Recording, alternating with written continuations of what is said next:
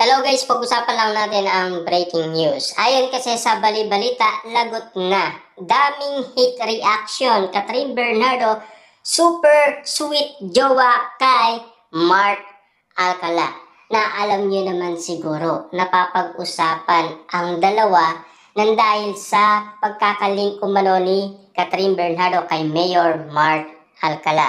Ayon kasi sa bali-balita, napaka-sweet naman ni Catherine Bernardo kay Mayor Mark Alcala dahil pinupunasan daw ni Catherine Bernardo ang pisngi at labi ni Mayor Mark Alcala.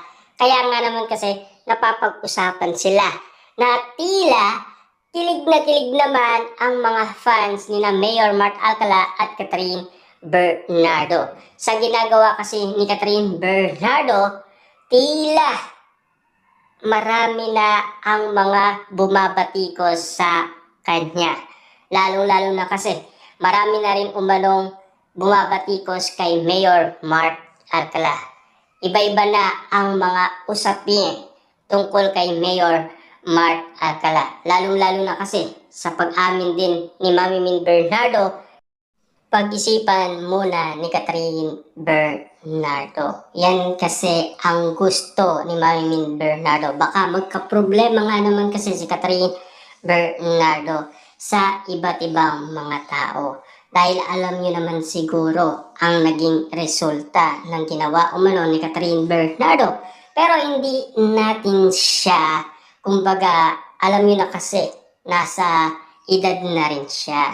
Alam niyo naman siguro, yun din nga naman kasi ang payo umano ng fans ni Catherine Bernardo sa iba't ibang mga netizens. Kung sakaling magkamali man si Catherine Bernardo sa kanyang desisyon, alam na natin ang kasagutan.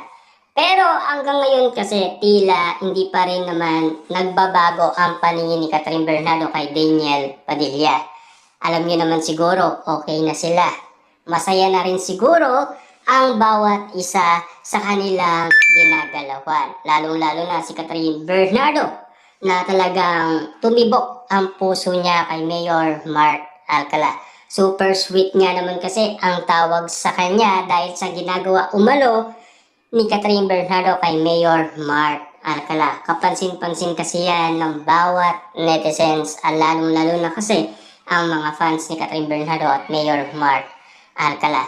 Ano man ang mga batikos na pinagdadaanan ni Catherine Bernardo, tuloy pa rin ang buhay na ginagalawan niya. Tahimik lang si Catherine Bernardo. Pero alam niyo naman siguro si Catherine, di ba?